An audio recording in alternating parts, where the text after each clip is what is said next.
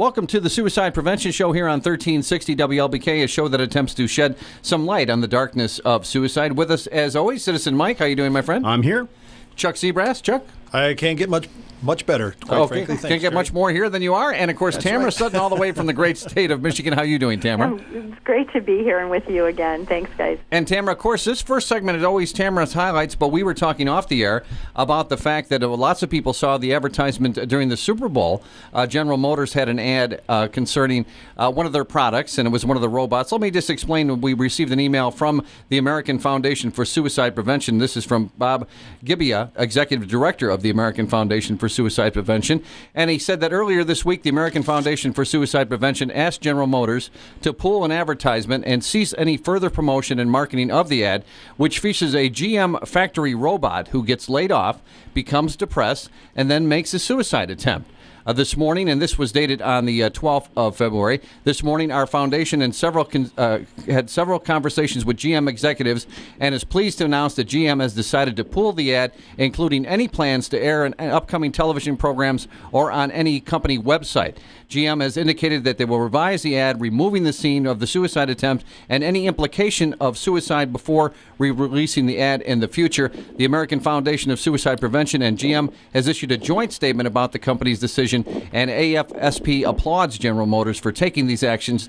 It's difficult to find organizations that listen, and GM did respond to the concerns of those touched by mental illness and suicide. So it's just wonderful in this age of communications that they were able to communicate to that, and a large corporation like General Motors acted immediately on this. Absolutely. And for me, that's another example of speaking up instead of remaining silent. And then on GM's part, they're actually listening and responding. And those are critical parts of dealing with the problem of suicide, to be able to speak up about it and be able to touch people who are suffering and be able to be open in dialogue and have a conversation about it. Right. And Tamara, I know in this segment you were speaking that you want to talk about the media's and the media's responsibility. I always find it funny because in essence I am the media, and yet I talk about the media like it's a separate entity unto itself. And of course, you guys being on this radio station, we are indeed the media as well. But Tamara, tell us your thoughts about when it comes to the media and concerns about suicide. What I like very much, Terry, about your aspect of the media is that you are adding a positive note, an educational tone on this particular subject. But one of the things that stands out to me is that General Motors and how many people in marketing, this is what they do for a living, they're supposed to think socially responsible and a forward thinking, because that's what their product is supposed to be about as well. And yet how many people did this slip by and they all looked at it and went, fantastic, this is fabulous, this is exactly what we want to convey to millions and millions and millions of people that watched the Super Bowl. Well, the amazing thing is they spent $2.6 million on this ad. So as you said, Tamara, you know that this ad was scrutinized again and again by several people, and yet somehow nobody caught this. More than several. It goes through multiple departments before it hits the television.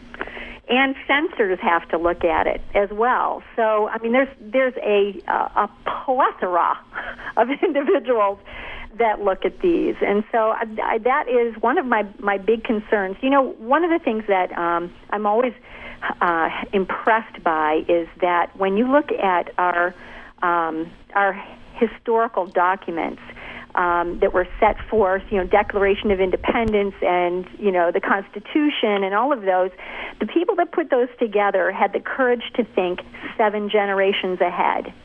That's what they were thinking. That's why today we utilize those documents as we did 100 years ago and as we will 100 years from now, because it still works, because they were thinking not for their day and their moment alone, not for the way things have been done before, but for the new thought.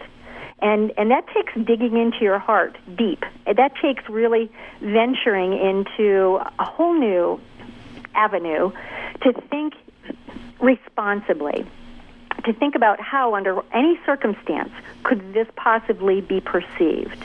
And then holding that responsibility and really to a level of grace and ethics. And so that's what I'm seeing is missing now, because the message that's being conveyed in our media moreoverly, is entertainment, pure and simple, and not necessarily thinking about how this could be construed or misconstrued by a 6-year-old. Well, I'm glad you said that, because let's look at when we talk about violence with children, and when it comes to cartoons, studies have been done again and again about how repeated violence in cartoons, and often it's depictions of suicide, jumping off cliffs, shooting oneself. I mean, hanging. You see it all the time on cartoons, and yet the kids. Do you feel they become desensitized with that, or what are your feelings towards that? Absolutely, and whether or not at the moment they think, oh, kill themselves, kill myself. They don't necessarily, there isn't maybe that connection in that moment, or maybe there is. But I know that when a message is conveyed over and over and over again, there becomes an expectation or an automatic thinking. People say, just as a matter of course, I wish they'd stop doing that. I'm going to shoot myself. They say it all the time. You hear it all the time. And it takes about 10 seconds, and then they look at me, and they go, oh, my gosh, I'm sorry. Yeah. Because, and they don't even, otherwise they wouldn't have caught what they even said if I hadn't been sitting there. Tamara, I totally agree with you. And in fact, the way that got changed in my life was meeting Chuck Seabrass, because at times I would take the index finger and point to my head saying, hey, look, what and Sure. I had no idea how closely that is aligned with the Sure. Chuck's experience. And so for me, when I hear the issue we're talking about in terms of the media, I think the media reflects society as a whole to some extent. And part of the piece that it brings out to me is the silence around the issue of suicide and suicide completion. So we're silent about it. And so now we're at a place where some people are bringing it out into the open, and part of what we're trying to do with this show is to be open about it, to have a conversation about it, and have a meaningful conversation, which involves listening to other people and actually responding to them instead of simply ignoring them. Yeah, and for me, Mike, and thanks for bringing that up. I mean, in my earlier time frame of my grief of the loss of my son, that did bother me a lot. Not necessarily you, but seeing people do that. I'd flip the channel off the TV where some of that stuff was going on. And now I look at it as more of a challenge for me to continue to be out there working to educate more people about all this. Well, I think it really illustrates, we talk about the fact that there are no shows about suicide or discussing suicide because it's such a difficult subject. Right. And therefore, an ad like this can get through all of these people, all these screening processes, and here's the ad actually being conveyed. But let me play the devil's advocate quickly here, and let me ask you about people that say we're overly sensitive in our society, and we're censoring left and right, and you have to be so politically correct when you speak these days, and where does it end? How would you respond to that? I want those people to listen to a different show, because I want the people that have an ear to hear, a mind to listen, and a heart to respond to people who are suffering, to hear this conversation and engage that conversation. And I believe when more of those people do that, we will have fewer people take the devil's advocate. Okay, Tamara, what are your feelings on that? My thought is I want those people to listen to this, because obviously they've never thought of it before. But there is an aspect to life that does go on, whether they're aware of it or not. And that is that there are people who are battling every single day to try to connect. And one of the things that our media specifically is doing is this desensitization to a point where the kids need more and more and more stimulation in order to feel connected to themselves or to the people around them or to life itself.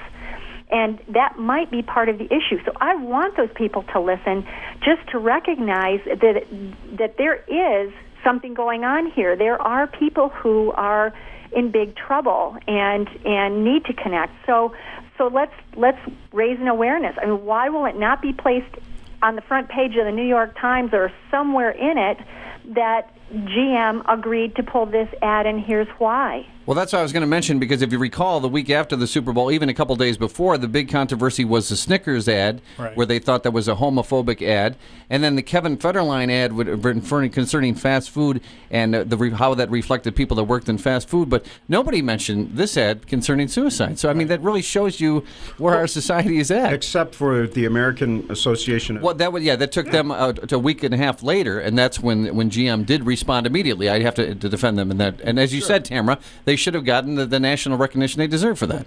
Yeah, but you know what? I think so much that this program that we're doing, and the more that it gets streamed and word gets out there, that people are beginning to talk more and more about suicide and wondering about something like the online website that tells kids how to kill themselves if that's what they want to do, and is so encouraging about that.